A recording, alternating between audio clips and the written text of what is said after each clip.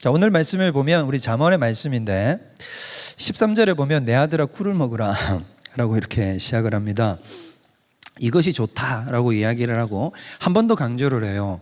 송이 꿀을 먹으라, 이것이 네 입에 달 것이다 라고 이렇게 얘기를 합니다. 좋다, 달다, 이걸 굉장히 강조하죠. 이것만 보면 마치 송이꿀 홍보를 하는 것 같은 느낌이 드는데, 물론 이제 하나님의 의도는 그게 아니겠죠. 여러분들이 생각할 때 고대에 가장 얻기 어려운 맛이 무슨 맛일 것 같습니까? 단맛이 제일 얻기 어려워요. 현대사회에는 단맛이 너무나 이렇게 풍족하게 있죠. 그래서 우리가 일부러 단맛을 먹지 않으려고 하면 여러분 단맛을 피해가기가 너무 어렵다는 걸 알게 됩니다. 뭘 먹든지 다 달아요. 그래서 참 단맛이 너무 이렇게 사방으로 널려 있기 때문에 우리는 단맛이 귀하다라는 생각을 못하지만 고대 사회에서는 단맛을 얻기가 굉장히 힘든 거예요. 쓴맛 굉장히 얻기 쉽습니다. 그냥 밖에 나가서 아무 풀이나 작물이나 잡아서 뜯어 먹어보면 모든 게 다 써요. 그래서 쓴맛을 얻기는 너무나 쉽습니다. 저희가 성지순례를 간 적이 있었는데, 제가 성지순례 저는 2번을 갔었는데, 2번째 갔던 마지막 말고 3.1교에서 갔던 때 말고 제가 그 전에 갔었을 때 저희가 이제 시나이 반도로 해가지고 시내산에 있는 곳을 이제 지나가게 되었습니다. 이제 광야죠. 끝없이 펼쳐져 있는 광야인데, 그 광야를 가다가 이제 버스를 타고 이동하면 이제 잠깐 이제 광야 한가운데 내려가지고 휴식을 취하도록 그렇게 인도를 해줍니다.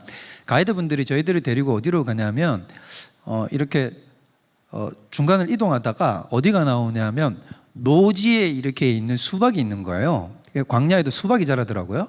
노지에 수박이 있어요. 근데 이제 우리가 생각하는 것만큼 이렇게 큰 수박이 아닙니다. 지금 우리가 먹는 수박은 품종이 개량이 된 거죠. 그런데 이제 일반적으로 노지에서 자라는 야생 그대로의 수박을 보는 거예요. 이제 저희들이 다 전도사님들 아닙니까? 너무 신기해가지고 이제 수박이라는 안내자의 말에 따라가지고 신나서 이제 앞으로 막 뛰어 달려가는 거죠. 그래가지고는 이제 가이드분이 어떻게 하냐면 그걸 이제 쪼개줘요. 이렇게 해서 그 자리에서 즉석에서 쪼개줍니다. 쪼개줘가지고 조금씩 먹으라고 줘요. 그리고 우리는 이제 너무 이제 또 귀한 경험이지 않습니까? 광야의 수박이니까. 그래가지고 앞다투어서 조금씩 먹어보는데 먹자마자 뭐런 얘기를 하냐? 사망의 독이 있다라는 입에 막 고백이 저절로 터져 나와요. 왜 그럴까요? 맛이 너무 써요. 너무 써. 수박이라고 해도 말만 수박이지, 겉모양만 수박이지 너무너무 써요. 그래서 사방에 널려 있는 것이 다 쓴맛이고, 또 우리가 일반적으로 밀이나 곡식이나 이런 걸 먹지 않겠습니까? 밀이나 곡식도 다 어떻습니까? 맛 자체가 뭐 달거나 이러진 않잖아요. 고소하거나 구수할 수는 있고 뭐 슴슴할 수는 있지만 강렬한 맛은 내지 않는단 말이에요. 그런데 이제 이런 보통의 사람들의 식단 가운데서 사람들이 단맛을 느껴본다는 건 그때 당시 경험으로는 굉장히 강렬한 경험인 거예요. 엄청나게 강렬한 경험이죠. 근데 특별히 과일이나 이런 데서보다 어디에서 단맛을 이제 강렬한 그 아주 진한 단맛을 느낄 수 있냐면 꿀에서 이제 얻을 수가 있는 거죠. 요즘은 양봉이라는 걸 해서 인위적으로 벌을 이제 키워가지고 꿀을 얻지 않습니까? 근데 고대 사회에서는 특히 가나안 땅에서는 이 성경에 쓰여질 때 당시에는 양봉 기술이 없었습니다. 그래서 꿀이 야생에서 얻어지는 거예요.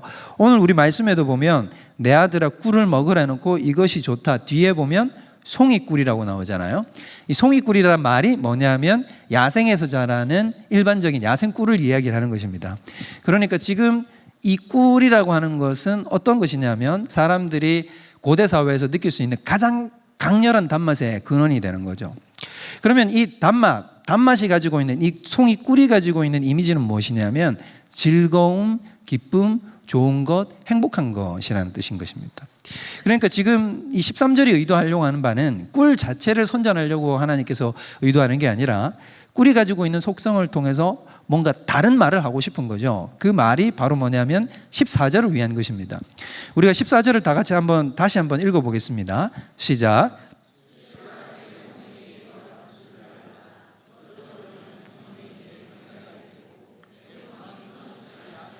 네, 여기서 말하는 지금 이 지혜가 어떤 것이냐, 14절에 지혜가 너의 영혼에게 이 꿀과 같이 달콤한 것인 줄 알아라 라고 이렇게 얘기를 하고 있는 것입니다.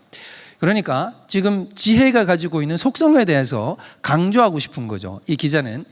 그럼 우리가 생각해 보면 지금 이 기자가 강조하려고 하는 내용 자체는 뭐냐면 우리가 언뜻 생각할 때 상식적이고 그냥 우리가 보통으로 생각할 때의 지혜에 대한 이미지를 깨트려 버리는 것입니다.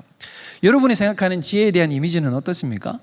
우리가 일반적으로 생각할 때는 지혜라고 생각을 하면 지혜는 뭔가 재미없는 것, 나를 부인해야 하는 것, 그 다음에 지겨운 것이라는 이런 생각, 조금 더 나아가면 뭔가 공부를 해야 되는 것이라는 생각이 있단 말이죠. 그러니까 우리가 지혜를 부정적으로 생각하지는 않는다고 해도 지혜 자체를 즐거움을 주는 건가?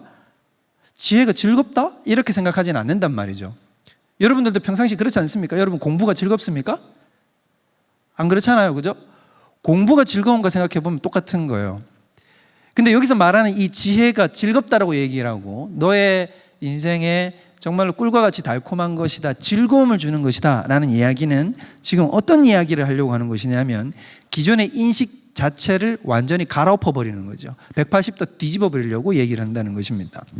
우리가 가지고 있는 평상시 지혜에 대한 어떤 생각, 어떤 관점, 그런 부정적이거나 지겹다라고 하거나 잘못된 관점들을 지금 성경 기자는 완전히 뒤집어서 지혜가 정말로 너에게 너무나 좋고 달콤한 것이라는 얘기를 해주려고 한다는 거예요. 그러면 여기서 말하는 어떤 이 지혜가 달콤하다, 좋은 것이다 이런 것을 이렇게 들으면 또 안 됩니다. 아, 이건 또 과장법이구나, 지혜 좀 열심히 찾으라는 얘기구나 라는 개념으로 들어서도 안 된다는 거예요. 지금 성경에서 이야기하려고는 뜻은 뭐냐면 지혜가 정말로 달콤하다, 스윗하다, 너의 삶의 가장 근원적인 즐거움이다 라고 이야기를 하는 것입니다. 이것이 여러분 느껴지십니까? 여러분이 받아들여질 만하고 제가 이런 말을 하고 성경에서 여러분들이 이런 말을 찾을 때에, 볼 때에 아, 그렇지, 지혜는 정말로 그런 것이야. 지혜는 정말로 즐겁고 행복한 것이고 나에게 가장 행복을 주는 것이다 라는 공감이 여러분에게 있는지 한번 돌아봐야 된다는 것입니다.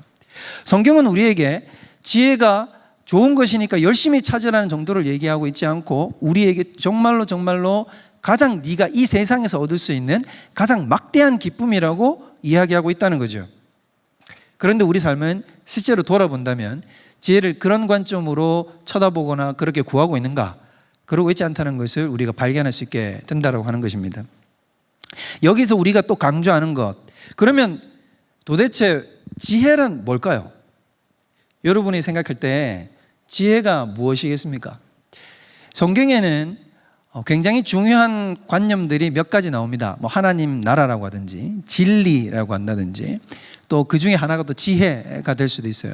근데 이런 우리가 구원이라든지 하나님 나라라든지 지혜라든지 진리 이런 단어들은 우리가 계속해서 예배 가운데서 성경 공부 가운데서 여러 강의를 통해서 반복해서 우리가 듣습니다. 그런데 이런 단어들의 공통점이 뭐냐면 많은 성도님들이 이런 단어들의 구체적인 뜻에 대해서는 잘 모른다는 거예요. 희뿌옇하게 알아요. 지혜 그러면 뭐 좋은 것, 나쁜 것이 아니겠죠. 하나님께서 주시는 아주 지혜롭고 좋은 것이라는 것, 또 신적인 것이라는 것도 어느 정도 이해할 것입니다. 그렇지만 우리가 정확하게 지혜가 뭔가도 우리가 잘 파악하기 어렵고 하나님 나라 이래도 하나님 나라에 대한 설명을 이야기하려고 해도 우리는 구체적으로 그 계명과 뜻에 대해서 제대로 알기가 어렵고 죄, 우리는 매일 반복해서 죄에 대한 이야기를 듣지 않습니까? 근데 또 동시에 죄에 대한 분명한 개념과 관념을 잘 알지도 못한단 말이에요. 지혜도 그와 비슷하게 굉장히 관념 자체가 어렵습니다. 일단 먼저 우리가 지양해야 되는 건 뭐냐면 지금 성경에서 말하는 지혜는 세상에서 말하는 지혜와는 완전히 차원을 달리한다는 걸 우리가 먼저 알아야 돼요. 그래서 우리가 흔히 많은 사람들이 고3들이 수능을 쳐야 될 때나 뭐 여러분들이 중요한 시험을 앞두거나 자격증 시험을 앞두거나 취업 시험을 앞두고 있을 때 여러분들이 하나님 지혜를 주십시오라고 하는 그런 기도 속에 나오는 지혜는 아닙니다. 그럼 여기서 말하는 지혜는 도대체 뭘까요? 잠언이 31장이라고 하는 통째로 이 수많은 구절들을 동원해 가지고 우리에게 처음부터 끝까지 지혜를 얻으라라고 이야기를 하고 있는데 지혜의 본질이 뭔지를 알아야 되겠죠. 근데 오늘 우리가 지혜의 본질에 대해서 다 이야기하려면 오늘 주어진 시간 자체가 이미 모자라서 감당도 할 수 없겠어요. 그래서 일단은 지혜가 뭔지에 대해서 아주 간략하게만 먼저 얘기를 하면 뭐냐면 궁극적으로 결론적으로만 본다면 이런 것입니다. 지혜를 지혜도 성경을 들여다보면 여러 가지 관점들을 통해서 여러 가지 개념을 끄집어낼 수 있는데, 가장 궁극적으로 들어가면 지혜는 바로 뭐냐면 예수 그리스도 그 자체이신 것입니다. 지혜가 무엇이라고요? 예수 그리스도 그 자체시라는 거죠. 여기서 우리가 일종의 패러다임이 깨져야 돼요. 뭐냐면 우리는 지혜라고 하면은 우리가 머리를 잘 돌린다든지 아니면 신적인 능력이 주어져서 어떤 일을 잘 해결하는 능력이라고 생각하기가 쉬워요. 그런 것도 지혜일 수 있으나 성경에서 특히 강조하고자 하는 지혜는 뭐냐면 어떤 살아있는 한 인격이라는 것입니다. 지혜라는 것은 우리를 특출나게 능력을 배가시켜주는 이런 걸 얘기하는 게 아니라, 지혜는 바로 하나의 살아있는 한 인격이라는 거예요. 그래서 그 인격이 바로 누구이시냐? 예수 그리스도이시다라는 것이죠. 그래서 이것은 구약 성경과 신약 성경을 전체를 다 맥을 뚫어서 강조하고 있는 바예요. 자, 예를 들면 여러분들이 요한복음 1장 1절을 한번 외워보겠습니다. 시작. 태초에, 자, 우물거리지 말고 태초에 말씀이 계시니라. 이 말씀이 하나님과 함께 계셨으니 이 말씀은 곧 하나님이시니라 라고 얘기를 하죠. 여기서 말하는 말씀이 바로 뭐냐면 구약에서 나오는 지혜의 개념을 신학적 차원으로 시프트한 거예요. 그러면 그게 바로 뭐가 되냐면 말씀이 되고 로고스가 되고, 당시의 로고스의 관념은 헬라 사람들이 따라가던 지혜가 무엇인가에 대한 자기들의 총칭하는 개념이 로고스였단 말이에요. 그럼 다시 말하면 뭐냐면 이 지혜, 말씀이 바로 누구냐? 태초에 말씀이 있었다. 근데 그 말씀이 하나님과 함께 계셨다. 근데 그 말씀이 곧 누구시더라? 하나님이시더라. 즉 예수 그리스도라는 것을 요한복음 1장에서 통째로 증거하려고 하는 것이거든요. 그러면 우리가 말하는 그 지혜가 바로 인격을 가지신 존재라는 걸 사도 요한은 강조해서 표현해 주려고 하는 거예요. 그래서 구약의 지혜도 마찬가지라는 것입니다. 구약의 지혜도 우리를 똑똑하게 하거나 지혜롭게 만드는 세상적 관점에 의해서는 지혜를 얘기하는 게 아니라, 지혜는 어떤 살아있는 한 인격이시다라는 것입니다. 그 인격이 우리에게는 감추어졌던 그 비밀이 태초부터 지금에 드러났다는 거죠. 복음에 의해서. 그래서 그 바로 숨겨졌던 지혜와 말씀이 누구시냐면 예수 그리스도, 그분 그 자체이시다는 것입니다. 그래서 오늘 다 살펴볼 수는 없지만 여러분들이 잠언 8장 같은 데를 보면, 잠언 8장을 한번 봅시다. 안 볼 수가 없습니다. 자, 우리가 잠깐만 한번 볼게요. 잠언 8장을 한번 보세요. 22절부터 보면 이렇게 얘기를 합니다. 8장은 지혜를 의인화해서 표현을 하거든요. 자, 8장 1절부터 보면 이렇게 얘기를 하죠. 지혜가 부르지 아니하냐? 명철이 소리를 높이지 아니하냐? 그가 길가의 높은 곳과 내거리에 서서 성문격과 어기와 여러 출입하는 문에서 불러 이르되, 사람들아 내가 너희를 부르며 내가 인자들에게 소리를 높이노라. 어리석은 자들아 너희는 명철하라. 미련한 자들아 너희는 마음을 밝히라 라고 얘기를 합니다. 그러면서 여기서 말하는 이 지혜가 소리를 높여서 사람들한테 이야기하는 것처럼 보여지죠. 그러면 우리는 이런 장면을 볼 때 뭐라고 생각을 하냐 하면, 지금 성경 기자가 지혜를 사람처럼 묘사했구나라고 생각을 한단 말이에요. 그런데 그게 잘못됐단 말입니다. 지혜는 정말로 살아있는 뭐라는 거예요? 하나의 인격이시다 이 말이에요. 그래서 중간을 생략하고 22절을 보면 이렇게 얘기를 하는 거죠. 여호와께서 그 조화의 시작 곧 태초에 일하시기 전부터 어떻게 했다고요? 나를 가지셨다. 지혜인 나를 가지셨다는 것입니다. 그리고 만세 전부터, 태초부터, 땅이 생기기 전부터 내가 세움을 받았다. 그래서 쭉 보면 24절부터 모두 자기가 태초에 천지가 창조되기 이전부터 내가 있었다라고 이야기를 하는 것이죠. 자, 그래서 29절을 보면 바다의 한계를 정하여 물이 명령을 거스르지 못하게 하시며 땅의 기초를 정하게 하실 때에 내가 그 곁에 있어서 뭐가 돼요? 창조대가 돼요. 여러분, 창조자는 누구만이 창조자이신 것입니까? 하나님만이 창조자이시잖아요. 그럼 지혜가 지금 자기 스스로를 내가 무엇이 되었다고 얘기하고 있습니까? 나는 창조자다, 나는 하나님이었다라고 얘기를 하는 것입니다. 이것이 단순히 유대인적 관점에서는 이런 게 절대로 읽혀지지 않아요. 왜? 유대인은 삼위일체를 인정하지 않거든요. 근데 이제 우리는 이런 장면들이 읽혀지는 거죠. 왜냐하면 우리는 이위 하나님이신 예수 그리스도가 태초부터 존재하셨던 하나님이시요, 그분께서 친히 로고스이신 말씀이시요 진리라는 사실을 우리는 알기 때문이라는 것입니다. 그래서 여기서 말하는 이 지혜도 예수 그리스도이신 거예요. 그런데 우리가 오늘 본문에 보는 이 24장에서 나오는 지혜는 여기서 조금 더 적용점에 가까운 형태의 지혜를 이야기하고 있는 것입니다.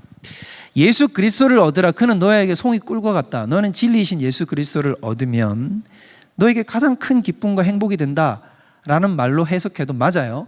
그런데 지금 이 성경의 기자가 잠언 속에서 지금 이 본문을 통해서 24장 13절 14절을 통해서 우리에게 이야기하려고 하는 지혜의 내용은 그보다 조금 더 적용점에 가까운 거란 거예요. 그러면 무슨 내용을 우리에게 이야기하려고 하는 것이냐? 여기서 말하는 지혜는 하나님을 의지하는 삶을 얘기하는 것입니다. 뭘 얘기한다고요? 하나님을 의지하는 삶이라는 것입니다.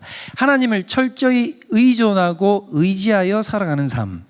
그래서 자기가 자기 스스로를 인생을 주도하는 것이 아니라 하나님께 완전히 인생을 내어 맡겨서 하나님이 자신의 인생을 주도해 가시고 주관해 가시는 바로 그 삶을, 그 자체를 뭐라고 부르는 것이냐면 지혜라고 부른다는 것이죠. 이런 지혜가 어디에 잘 나타나냐면 우리가 3장에 보면 잘 나타나요. 앞에 제가 띄워드릴 건데, 자, 준비를 했죠? 3장 5절부터 8절을 우리가 한번 다 같이 읽어보도록 하겠습니다. 시작.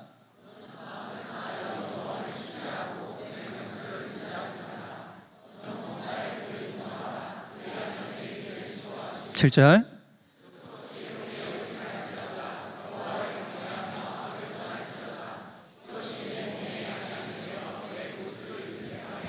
자, 다시 말씀 띄워주세요. 5절부터 보면 여기 보면 뭐라 그러냐면 너는 마음을 다해서 여호와를 신뢰하라.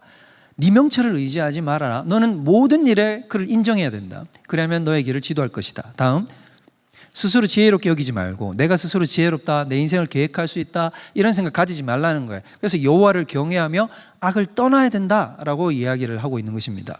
그러면 여기서 이야기하고 있는 이 지혜, 지금 성경에서 말하고 있는 이 지혜의 근본과 핵심 속에 들어가려고 하면 우리가 어떤 것에 눈을 떠야 되냐면, 아까 이야기했듯이 지혜는 예수님 그 자체이시고 하나님 그 자체라고 얘기를 하면, 지혜로운 자는 바로 어떤 사람이냐면 하나님과의 관계를 밀착하는 사람이겠죠. 당연한 것 아니겠습니까? 지혜 그 자체가 하나님이라고 한다면 지혜롭게 살아가는 사람은 어떤 사람이 지혜롭게 살아가는 사람이냐면 하나님과의 관계를 밀착시키는 것입니다. 그러면 어떤 방식으로 관계를 밀착시켜야 됩니까? 라고 얘기를 할 때는 하나님께 자기의 인생을 완전히 전적으로 내어드려 하나님이 내 삶을 주관하시도록 만드는 것이 하나님과의 관계를 밀접하게 만드는 방식이라는 것입니다. 근데 여기 오늘 우리가 본문을 보면 다시 13절을 보면 이렇게 얘기를 했단 말이에요. 14절에 지혜가 너의 영혼에게 꿀과 같이 달고 좋은 것인 줄 알라라고 얘기를 했죠. 이 장면을 보면 지금 이 성경 기자는 패러다임 시프트를 통해 가지고 지혜가 지겨운 것이나 너의 삶을 괴롭게 하는 것이 아니라는 사실을 얘기해 놓고 뒤에다 뭐라고 딱 강조해서 덧붙여 놨냐면 알라라고 이야기를 했단 말이에요. 그럼 이렇게 알라라는 얘기 속에는 무엇이 전제되어 있는 것이겠습니까? 아주 간단하겠죠. 첫 번째는 뭐가 전제되어 있는 거냐면 우리는 그런 사실을 모른다라는 것이 전제되어 있는 거예요. 대부분의 사람들이 어떻게 하냐면 하나님의 지혜가 그렇도록 나에게 유익하고 귀하고 하나님께 인생을 내어드리고 그분이 주관하도록 하는 것이 내 인생의 기쁨이 되는 줄 모른다는 것입니다. 근데 알라라는 이 강력한 명령 속에는 또 뭐가 전제되어 있는 것이, 조금 더 적극적으로 본다면 어떤 것이 전제되어 있는 것이냐면 너는 그런 사고방식, 지혜가 너에게 아주 좋다는 것, 너의 삶을 주도해 가시는 하나님의 그 은혜가 네 삶을 이끌어 가야 된다는 사실을 너는 알고 있지만 너는 거기에 저항하고 있지 않느냐라는 것이죠. 너는 그것을 괴롭다 생각하고 너는 그것에서 이미 알고 있지만 적극적으로 저항해서 하나님의 다스림과 하나님의 통치에서 벗어나려고 하고 있지 않느냐라는 것을 말씀하고 있다는 것입니다. 그래서 하나님께서 지금 우리에게 이야기하고 있는 건 뭐냐면 이런 거예요. 기독교인의 삶은 굉장히 간단하게 이렇게 얘기할 수 있습니다. 알아야 하는 걸 제대로 아는 게 기독교인의 삶이 되어야 되는 거예요. 근데 우리는 정작 알아야 하는 것에 대해서 제대로 알지 못하고 몰라야 되는 것들에 대해서 밝히 알고 있다는 게 문제인 거죠. 그러면 지금 어떻게 전환이 되고 있는 거냐면 하나님께서는 지금 우리에게 이렇게 말씀을 하고 계신 것입니다. 우리가 보통 일반적으로 아는 알미라는 건 이렇게 생각을 해요. 거꾸로 뒤집어서 아는 거예요. 뭐라고 하냐면 내 인생을 정말로 괴롭게 하는 것들, 나를 정말로 고통스럽게 하는 것들을 나는 그것을 뭐라고 생각하냐면 즐거움이라고 생각을 해요. 반대로 내 삶을 정말로 행복하게 만들어주는 것, 내 삶을 정말 기쁘게 만들어주는 것을 나는 뭐라고 생각하냐면 그걸 괴로운 것이라고 생각한단 말입니다. 이게 우리가 가지고 있는 잘못된 지점이라는 거죠. 그걸 똑바로 알아라, 다시 바로 잡아라 라는 얘기가 알라라는 말 속에 있는 거예요. 우리가 예레미야서 2장 14절을 보면 이런 이야기가 나옵니다. 앞에 본문을 한번 볼까요? 하나님의 이 본문을 보면 하나님의 애타는 마음이 느껴져요. 잘못된 알을 갖고 있는 이 이스라엘 백성들을 향해서 하나님께서는 이렇게 말씀하시는 거죠. 이스라엘이 종이냐 씨종이냐 어찌 포로가 되었니? 지금 이때는 이스라엘이 완전히 멸망당했을 때거든요. 어린 사자들이 그를 향하여 부르짖으며 소리를 질러 그의 땅을 황폐하게 하였으며 그의 성읍들은 불타서 주민이 없게 되었다. 완전히 망해버렸지 않느냐. 다음, 녹과 다바네스의 자손도 네 정수리를 상하게 하였고 내 하나님 여호와가 너를 길로 인도할 때에 네가 그를 떠남으로 이를 자체함이 아니냐. 하나님께서 너를 인도했는데 친히 구원의 길로 데리고 들어갔는데도 불구하고 너는 어떻게 했다는 것이죠? 그것을 적극적으로 떠났지 않느냐.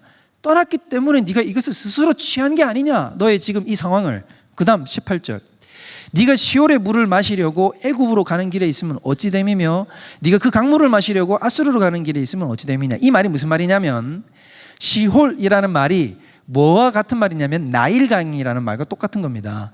그러면 지금 첫 번째, 너는 어디 물을 마시려고 애굽에 갔다는 거예요? 나일강 물을 마시려고. 그리고 또 그 강물 되어 있는데 그가 바로 유프라테스예요. 그러면 너는 어디 강물을 마시려고 아수르로 갔다는 거예요? 유프라테스 강물을 마시려고 아수르로 갔다는 겁니다. 저게 뜻하는 바가 뭘까요? 애국 강물과 아수르 강물을 마신다는 게 뜻이 뭘까요? 무슨 말이냐면 당시에 이스라엘은, 유다는 강대국들에 둘러싸여 있단 말이에요. 꼭 우리나라처럼. 그래서 강대국들에 둘러싸여서 지금 정세가 불안정하니까 자기들끼리 내분이 일어나서 날린 거예요. 무슨 말로 자꾸 자기들끼리 다툼이 일어나고 있느냐 하면 지금 이때는 애굽을 의지해야 돼. 아니야, 지금은 아수르를 의지해야 돼. 이런 식으로 서로 싸우고 있단 말이죠. 그런데 단 한 명도 이런 식으로 얘기하는 사람은 없단 말입니다. 아니야, 지금은 여호와를 의지할 때야 라고 하는 사람은 없단 말이에요. 모두 다 뭐가 자기들의 인생에 도움이 된다고 생각하고 있는 것입니까? 세상적인 강자들이 자기의 인생을 도움을 줄 수 있다고 생각하고 있는 타이밍이란 말이에요. 그래서 너희들이 애굽의 도움을 얻으려고 애굽에 내려가고 아수르의 도움을 얻으려고 아수르로 나아가고 있었다. 19절 마지막 다 같이 읽어보겠습니다. 시작.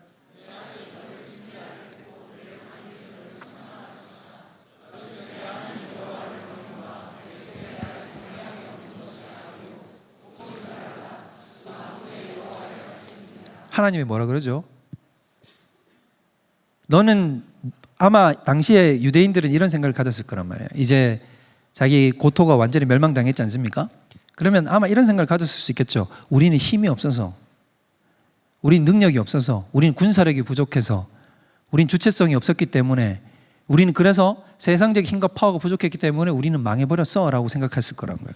착각이라는 것이죠. 하나님이 지금 말씀하시는 것은 너희가 그 지경에 도달한 건 뭐 때문이라는 거죠? 네가 그토록 너의 인생과 너의 삶과 너의 나라를 행복하게 만들어주겠다라고 생각하는 그 악이 바로 너를 징계한 것이고 너를 책망한 것이다. 너의 반역이 너를 책망한 것이다. 그래서 여호와 하나님을 버림과 네 속에 나를 경외함이 없는 것이 악이요 고통인 줄 알라라고 이야기를 한다는 것이죠. 지혜가 나에게 즐거움과 행복이라는 사실을 알아야 하듯이, 그러려면 반대쪽 측면을 똑바로 파악해야 된다는 거예요. 나에게 진정한 고통을 주는 것은 무엇이냐면 여호와 하나님이 나에게 고통을 주는 대상이 아니라 여호와 하나님을 떠난 것이 내 삶에 고통을 주고 있다는 사실을 알아야 된다는 것입니다. 이 깨달음이 우리 속에 들어와야 된다는 거예요. 이 잠언이라는 것은 독자층을 누구를 타깃으로 하고 말을 해주고 있는 것이냐면 유대인 청년 남자를 얘기를 하는 것입니다. 당시에는. 그러면 자꾸 얘기하듯이 여러분들이 여기도 나오다시피 자꾸 내 아들아 아들아 이러잖아요.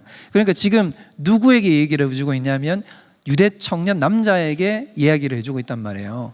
그럼 여기서 말하는 것은 남자라고 하면 단순히 오늘날에도 그럼 남자에게만 이야기를 하는 것이 아니라는 걸 알 수 있겠죠. 그러니까 지금 모든 믿는 자들에게 지금 이야기를 해주고 있는데, 특별히 청년들에게 이야기를 했다는 것은 지금 뭘 얘기를 하고 있는 거냐면, 여러분 잘 생각해 보면 지금 이 잠언서의 지혜를 알아라고 얘기를 해주고 있는 것은 지금 어떤 사람들에게 얘기를 하고 있지 않은 것이냐면 불신자에게 얘기를 하고 있는 게 아니라는 거예요. 지금 누구에게 얘기해주고 있는 겁니까? 유대인 남자 청년들한테 얘기를 해주고 있잖아요. 그럼 대상은 뭐냐면 이 사람들은 이미 어릴 때부터 모세 오경을 달달 외울 뿐더러 계속해서 부모님들과 스승들에게 하나님의 말씀과 계시에 대해서 배우고 있는 사람이라는 거지요. 그럼 이 사람들에게 뭐를 얘기해주고 있는 것이냐면 지혜가 너에게 이런 기쁨과 행복의 근원이라는 것을 알아라고 얘기를 해주고 있다는 거죠. 그러면 동시에 이걸 뒤집어서 우리의 삶에 지금 적용시키면 어떻게 되겠습니까? 지금 이 말씀은 지혜의 유용성에 대해서 알아라는 얘기는 믿지 않는 자들에게 해주는 말이 아니라는 거예요. 물론 믿지 않는 자도 이걸 알아야 되겠지만 믿지 않는 자에게 지금 해주는 게 아니라 1차 타겟은 지금 누구에게 해주고 있는 거냐면 지금 교회를 다니며 예배를 드리며 심지어 금요 예배까지 나와서 주의 말씀을 듣고 있는 우리들에게 하고 있다는 말이에요. 그럼 이 말을 하고 있는 까닭은 뭐겠어요? 생각보다 많은 사람들이 이런 줄을 알지 못한다는 것입니다. 이게 문제라는 것입니다. 요즘 세대들이 이제 급속하게 청년들이 어떻게 되고 있습니까? 세상 속으로 교회에서 입안에서 떨어져 나가서 세상을 향해서 달려가고 있는 장면들을 우리가 보게 돼요. 앞으로 이런 속도와 빠르기와 크기와 확장의 모습들은 훨씬 더 커져갈 것입니다. 여러분 주변에 주님을 정말 진심으로 따라가는 사람들이 어떻습니까? 점점 줄어가는 걸 느끼지 않습니까? 이제는 우리가 예수 그리스도를 의지해서 주님이 우리의 삶을 주관하시도록 내어드리며 나아가는 삶의 모습을 찾아보기가 너무나 힘들어져 간다는 거예요. 근데 문제는 우리도 지금 버팀목으로 버티고 있는 우리들도 어떻게 하고 있냐면 세상의 가치와 흐름을 향해서 열심을 다해서 나아가는 모습들이 너무나 자주 발견된다는 거죠. 이게 우리의 모습이라는 거예요. 저는 사역을 하면서 많은 분들과 이렇게 신방도 하게 되고 만나게 되지 않습니까? 그럼 안타까운 소식들을 참 많이 듣습니다. 제가 지금 방금 말한 이런 종류의 소식들을 굉장히 많이 접하게 돼요. 그래서 많은 청년들이 지금 어떻게 하고 있냐면 신앙을 버리는 단계로 지금 돌입을 하고 있어요. 근데 이건 청년의 문제뿐만 아니라 기독교인들이 그러하다는 거예요. 왜냐하면 그런 요소들이 모두 다 우리 속에 내재되어 흘러가고 있기 때문이라는 겁니다. 어떻게 되고 있냐면 이런 거지요.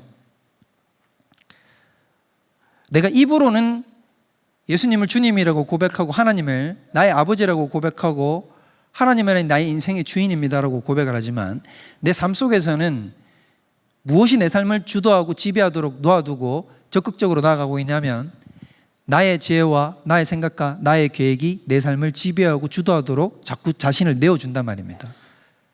이게 우리 삶의 문제라는 것입니다. 그런 사람들이 굉장히 너무 많이 늘어나요. 우리는 우리 삶을 지금 되돌아봐야 될 때라는 것입니다. 얼마 전에 여러분 우리 고3들이 수능을 치렀죠. 아마 이 중에서도 지금 수능 치르고 오신 고3들이 있어야 될 텐데 있은 줄로 믿습니다. 근데 여러분 우리나라 한국교회의 암묵적인 허락이 있죠. 뭐예요? 고3이 되면 어떻게 하죠? 교회 나갑니까? 안 나갑니까? 왜 대답을 못해요? 우리 교회는 안 그런 줄로 저는 믿겠습니다만은 한국 교회는 대체적으로 어떻게 되면 고3만 되면 교회 안 나갑니다. 저는 그걸 너무 잘 알아요. 저는 왜냐하면 고등부도 맡아봤거든요. 맡아보면 고등부는 고등학교 2학년 때까지 출석 잘 나다가 고3이 되면 출석이 확 떨어져요. 근데 출석 떨어지는 거를 선생님부터 시작해가지고 그 교육자들까지도 다 뭐라고 생각하냐면 그럴 수 있다라고 여기는 분위기가 팽배합니다. 근데 여러분 이게 잘못된 거 아닌가요? 왜 고등학교 3학년이면 교회를 안 나가야 됩니까?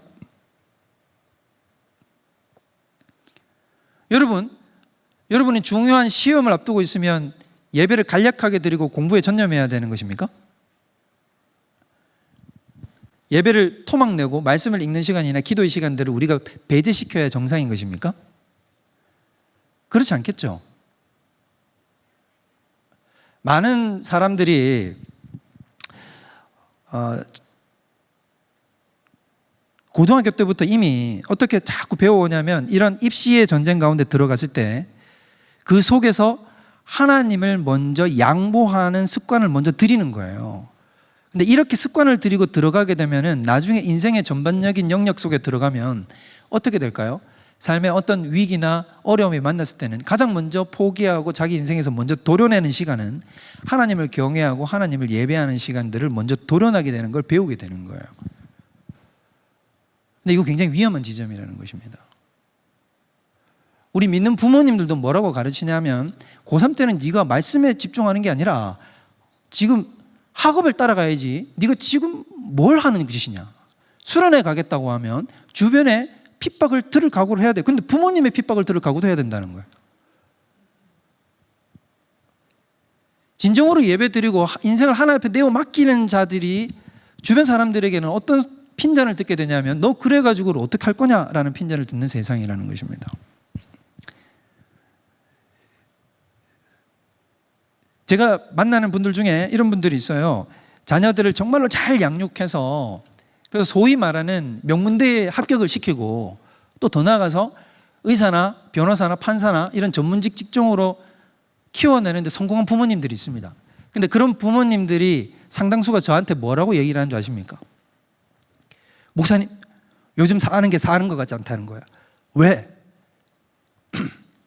우리가 겉으로 보면은 이미 다 이런 삶을 만들어냈잖아요.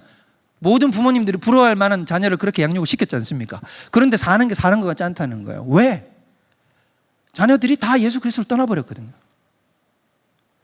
신앙을 떠나버리는 거죠. 그럼 왜 신앙을 떠날까요? 근데 정말 이건 죄송한 말이지만 우리가 어떻게 양육을 했는지가 벌써 거기에서 나타나기 때문인 거죠. 만약에 주의 말씀과 주의 뜻을 따라서 살아가는 삶을 위해서 내가 너의 모든 걸 전적으로 하나님께 내어 맡기는 삶을 살아라고 가르쳤다면 그러지 않겠죠. 그런데 우리가 어떻게 했다는 것입니까? 그 이전의 얘기를 들어보면 목사님, 제가 학업을 위해서 아이들을 타협하면서 가르쳤다는 거예요. 근데 그것이 결국엔 지금 돌고 돌아서 어떻게 다가오느냐, 굉장히 쓴뿌리로 자신의 인생 가운데 돌아오고 있다는 걸 고백하는 걸 우리는 보건다는 것입니다. 즉 무슨 얘기를 하려고 하는 것이냐면 이런 모습들이 그냥 비단 남의 이야기가 아니라 우리 자신의 이야기이기도 하다는 것입니다. 여러분 스스로 돌이켜 보라는 거죠. 지금 여러분들은 삶의 구석구석까지 하나님께서 여러분의 삶을 인도해 가고 있다고 느끼고 계십니까? 그리고 여러분이 하나님께 그렇게 인생을 내어드리고 계십니까? 나는 지금 정말로 하나님께 내 인생을 내어드리고 하나님이 내 인생을 완전히 주도하도록 그렇게 내어드리고 있는가? 아니면 나는 내 인생을 내가 주도하고 내가 끌고 가서 내 인생의 주인 노릇을 내가 하려고 하고 있는가라는 거예요. 이게 바로 우리의 문제 속에 있다는 것이죠. 우리가 사업도 마찬가지고요, 연애도 마찬가지고 결혼도 다 마찬가지인 것입니다.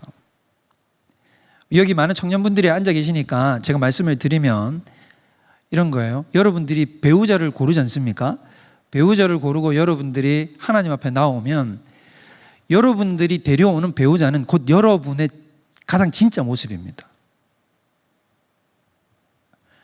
여러분이 하나님을 정말로 찬양한다고 하나님을 내 인생의 주인이라고 얘기를 하지만 여러분들이 정말 그리고 믿음의 배우자를 원한다고 입으로 고백하지만 정말로 여러분들이 나는 이 사람과 결혼하고 싶습니다라고 데려오는 그 사람은 여러분의 정말 실상의 고백과 다를 수 있다는 거예요. 그래서 제가 청년 사역을 할 때 많이 얘기했던 것 중에 하나는 뭐냐면 여러분들이 데려오는 배우자는 절대로 거짓말을 하지 못한다.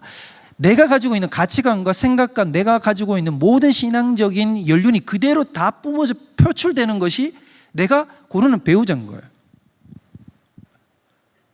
여러분 지금 조금 어려우면 안 믿는 배우자 만나도 됩니까? 안 됩니까?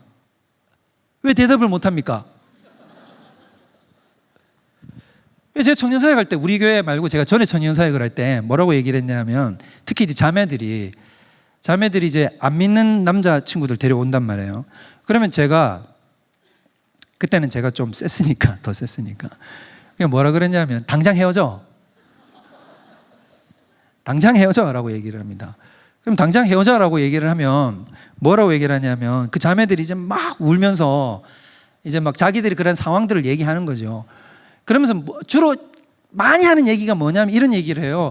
목사님, 교회에는 남자 청년의 숫자가 적다. 성비가 안 맞습니다. 만약에 우리가 믿는 사람만 만나려 그러면 우리가 어떻게 모든 여자 청년들이 남자 청년을 만나가지고 결혼을 할 수 있습니까? 라고 얘기를 해요. 그러면 제가 뭐라고 그러냐면 네가 언제적부터 하나님 나라의 인구 성별비를 그렇게 고민을 했느냐.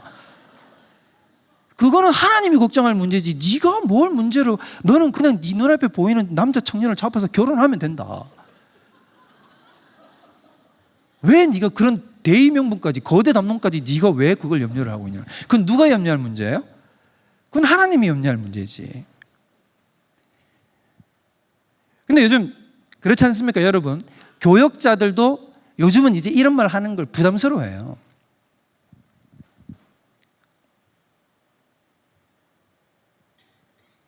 주님 뜻대로 쫓아가라. 주님을 믿고 의지하면 너의 인생이 붙들려지고 그걸 위해서는 네가 희생할 각오를 해야 된다는 얘기를 말하기를 이제는 두려워하는 세상이란 말이에요. 그러나 여러분, 우리는 그렇지 않아야 될 줄로 믿습니다. 우리는 가야 할 길이 있으면 그 길을 그냥 걸어가야 되는 것입니다. 그리고 진짜 능력과 은혜는 언제 나타날까요?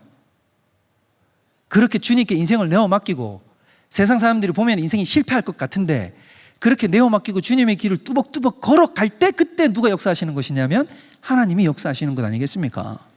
그때 하나님의 살아계심이 우리 삶 가운데 나타나서 하나님이 내 인생 가운데 은혜로 저 사람의 인생을 붙들고 있다는 것, 그리고 하나님이 살아계시는 것을 우리를 통해서 그때서야 비로소 세상 가운데 드러나게 된다는 거예요.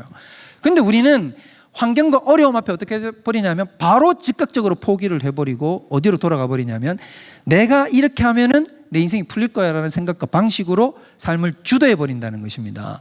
이렇게 가면은 결국 어디로 가느냐, 결국 그 길은 여러분 사망의 길이에요. 미안하지만. 그래서 안 믿는 남자친구 어떻게 될까요? 알아서 하십시오. 잘 할 줄로 믿습니다. 근데 여러분, 결혼도 마찬가지고 인생의 모든 것 속에서 하나님을 전적으로 의지하는 습관을 우리가 들였으면 좋겠습니다. 그렇게 한번 해보십시오, 여러분. 그게 정말로 하나님이 우리의 삶을 속에 살아계심을 나타나게 만들 수 있는 귀중한 기회예요. 그래서 여러분에게 하나님께 우리의 인생을 내어드려 보면 한번 드리십시오. 그러면 하나님이 그걸 통해서 놀라운 역사를 이루실 거라는 거예요. 제 경험을 잠깐 얘기하자면 그래요. 저는 교역자 세계 속에 들어왔지 않습니까? 이렇게 목회의 세계 속으로 들어왔는데, 목회의 세계 속에 들어와도 머리를 쓸 수 있겠죠. 머리를 어떤 식으로 쓸 수 있을까요? 머리를 어떻게 쓸지 잘 모를까요? 머리를 어떻게 쓰냐면 되냐면 이럴 수 있어요. 대형교회를 계속해서 다니면서, 그죠? 자기의 사역지를 대형교회를 하고 인맥을 구성하고 아는 사람들을 넓혀가고, 그렇게 해서 점점 더 종교적 성공을 거두려는 쪽으로 머리를 잡아 돌릴 수 있지 않겠습니까? 그렇게 지혜를 발휘할 수 있을 거예요. 그런데 참으로 감사한 건 뭐냐면 저에게 그런 지혜가 없었습니다. 머리 되게 잘 굴릴 것 같이 생겼지만 제가 정말로 순박해가지고, 순박한지는 모르겠어요. 제가 머리를 이렇게 못 돌리는 거예요. 그런 쪽으로 머리가 안 돌아가더라고요. 근데 그래서 저는 지나온 인생을 되돌아보면 어떻게 할 수 있었냐면, 어떻게 했냐면 그냥 하나님이 저를 데리고 가는 대로, 손잡고 데리고 가는 대로 그냥 따라갔던 것 같아요.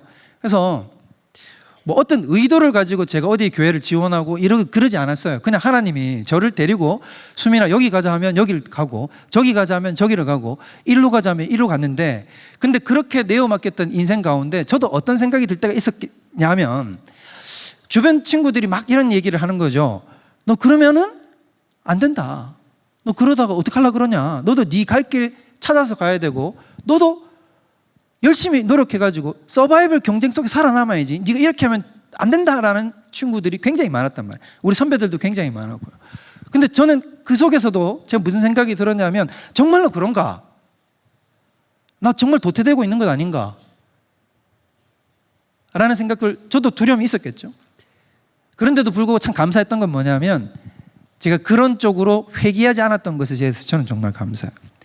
그렇게 맡겨놨더니 하나님이 저를 데리고 다니시면서 갖가지 경험들을 하게 하셨지만 결국에는 제가 망했습니까? 안 망했습니까, 여러분? 망할지도 모르겠지만 근데 저는 분명히 믿어요. 하나님이 저를 가장 적합하고 가장 내가 있어야 할 곳, 내가 만나야 할 성도님들께로 저를 인도해 주시고 또 3일교회까지 와서 제가 여러분들한테 이렇게 말씀을 전할 수 있고 여러분과 교제 나눌 수 있도록 하나님이 인도해 주셨잖아요. 3일교회에 얼마나 많은 목회자들이 들어오고 싶어 하는 줄 아세요? 정말로 그렇거든요. 근데 희한하게 하나님이 제가 머리 쓰지 않아도 하나님이 저를 어디다 데려놨냐면 여러분 곁에다 이렇게 저를 세워놨지 않습니까? 얼마나 감사한 일입니까?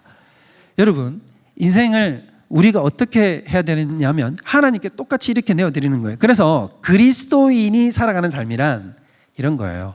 복잡하게 생각할 것 없고 그리스도인이 세상 가운데 시위하고 데몬스트레이션 해주고 보여줘야 되는 삶은 세상 사람들이 우리를 쳐다봤을 때 이런 느낌이 들어야 된다는 거죠. 쟤는 나처럼 머리 쓰지 않는 것 같은데 인생을 아등바등하지 않는 것 같은데 근데 뭔가 제 삶에는 내가 모르는 뭔가 독특한 역사가 있다. 독특한 힘이 쟤를 지배한다는 것을 느낄 수 있어야 돼요. 그걸 느낄 수 있어야만 우리가 인생을 하나님께 사로잡혀서 바르게 살아가고 있다는 증거인 거예요. 제가 고등학교 때 너무 힘들었다는 얘기를 여러분 가끔 했지 않습니까? 제가 그랬어요. 근데 고등학교 때 너무 힘들고 괴롭고 난 그 시점을 지나고 나서 저와 친한 친구들 3명이 있었단 말이에요. 저까지 4명인데 제 친구 3명이 나중에 제가 5년 정도 한 7, 8년 정도 지났을 때 같이 모인 자리가 있었습니다. 같이 4명이 함께 모였는데 이 3명이 믿지 않는 친구들이에요. 1명이 믿고 2명이 믿지 않았습니다. 근데 그 믿지 않는 2명의 친구들이 저한테 뭐라고 얘기를 하냐면 이렇게 얘기를 하는 거예요. 수민아, 네가 그때 고등학교 때 바로 우리가 너를 바로 옆에서 바라보는 당사자들이었지 않느냐. 네가 얼마나 힘든지 우리가 바로 옆에서 지켜봤잖아.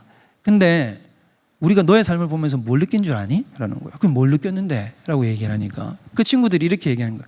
너도 알지만 우리가 예수님 믿는 사람들이 아니잖아. 그래. 그런데 우리 눈에도 하나님이 너를 보호하고 있다는 게 느껴졌어. 라고 얘기를 하는 거예요. 그 어려움 속에서 네가 저렇게 가면은 성수민이 망해야 되는데 성수민이 그렇게 망하지 아니하고 하나님이 너를 붙들고 있다는 그 보이지 않는 하나님이 우리 눈에도 보일 정도로 네 삶을 그렇게 보호하고 있더라 라는 얘기를 들었단 말이에요. 제가 그 얘기를 듣는 순간 바로 뭐냐면 내 삶이 헛되지 않았구나. 내 삶 속에서 누가 역사하셨습니까? 그 어려울 때 하나님이 역사하셨죠. 그럼 이게 한마디로 말하면 무슨 뜻이냐면 그 친구들은 저의 삶 속에서 뭘 본 것이냐면 하나님의 은혜를 본 것인 것입니다. 그래서 우리 삶에서 하나님의 은혜가 드러나도록 하는 삶, 하나님께 인생을 내어 던져서 하나님이 우리 삶을 주관해 가심으로 하나님이 우리 삶 속에서 역사하셔서 하나님의 보호하심이 작동하는 삶, 그게 바로 우리가 세상 가운데 보여줄 수 있는 삶이라는 것입니다. 그래서 그 다른 방식으로 살아가는 그 삶이 되면 우리 약한 우리를 통하여 하나님의 은혜와 하나님의 살아계심이 세상 가운데 증거되는 삶이라는 것이죠. 그래서 오늘 이렇게 얘기를 합니다. 우리 14절의 마지막을 보면 지혜가 네 영혼에게 이와 같은 줄 알라. 이것을 얻으면 하나님께 네 인생을 내어 던지고 그것을 정령이 주님께 의지하게 되면 정령이 어떻게 된다는 거죠? 너의 장래가 있겠고 너의 소망이 끊어지지 아니하리라. 바로 이렇게 하나님의 인도하심과 하나님의 은혜가 여러분의 삶을 지배하시는 지혜가 충만하신 여러분의 삶이 될 수 있기를 주님의 이름으로 축원드립니다. 아멘. 우리 시간 우리 다 같이 찬양으로 나아가도록 하겠습니다. 이 시간 찬양할 때 우리 주만 바라볼지라 우리 찬양하도록 하겠습니다.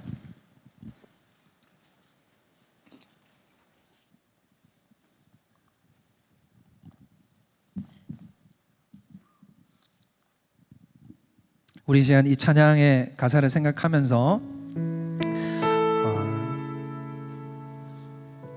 우리가 기도하는 마음으로 이 찬양을 주님 앞에 올려드렸으면 좋겠는데요. 하나님의 사랑을 사모하고 하나님의 평안을 바라보고 나를 창조하신 하나님이 나를 얼마나 사랑하시는가, 그 확고한 인식과 그 틀 안으로 우리가 주님을 믿고 의지해서 들어가면 그것이 바로 참된 지혜인 것이에요. 그리고 그 참된 지혜는 여러분을 행복하고 기쁘게 할 뿐만 아니라 여러분에게 참된 능력과 은혜의 삶, 하나님께 붙들림 받은 그 놀라운 삶의 기쁨의 열매를 우리에게 허락하여 주시게 되는 것입니다. 우리가 이 찬양의 고백을 할 때 하나님 내가 주님만 바라보고 주님만 의지하는 그런 참된 지혜를 소유한 하나님 백성 되기 원합니다. 우리 이 마음으로 우리 다 같이 이 찬양을 고백하며 주님 앞에 나아가도록 하겠습니다. 하나님의 사랑을 사모하는 자, 하나님의 사랑을 사모하는 자, 하나님의 평안을 바라보는 자, 너의 모든 것 창조하신 우리 주님이 너를 얼마나 사랑하시는지, 하나님께 찬양과 경배하는 자, 하나님께 찬양과 경배하는 자, 하나님의 선하심을 닮아가는 자, 너의 모든 것 창조하신 우리 주님이 너를 찬양 삼으셨네. 하나님 사랑의 눈으로, 하나님 사랑의 눈으로 너를 어느 때나 바라보시고, 어느 때나 바라보시고, 하나님 인자한 귀로서 하나님 인자한 귀로서 언제나 너에게 기울이시니, 어두움에 밝은 빛을 비춰주시오, 너의 작은 시름에도 응답하시니, 너는 어느 곳에 있든지 주를 향하고 주만 바라보지라. 우리 처음부터 찬양합니다. 하나님의 사랑을 사모하는 자,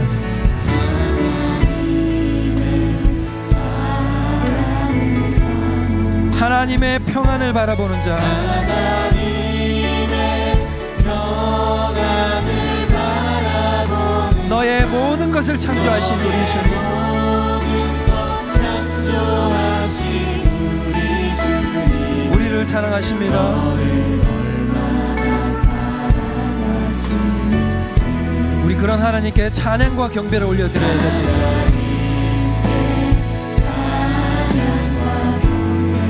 하나님의 선하심을 닮아가는, 하나님의 선하심을 닮아가는 자, 너의 모든 것 창조하신 우리 주님이 너를 자녀 삼으셨네. 하나님 사랑의 눈으로, 하나님 사랑의 눈으로 너를 어느 때나 바라보시고, 하나님 인자한 귀로서 하나님 인자한 귀로서 언제나 너에게 기울이시니, 어두움에 밝은 빛을 비춰주시고, 너의 작은 시름에도 응답하시니, 너는 어느 곳에 있든지 주를 향하고 주만 바라보지. 하나님 사랑의 눈으로, 하나님 사랑의 눈으로 너를 어느 때나 바라보시고, 하나님 인자한 귀로서 하나님 인자한 귀로서 언제나 너에게 기울이시니,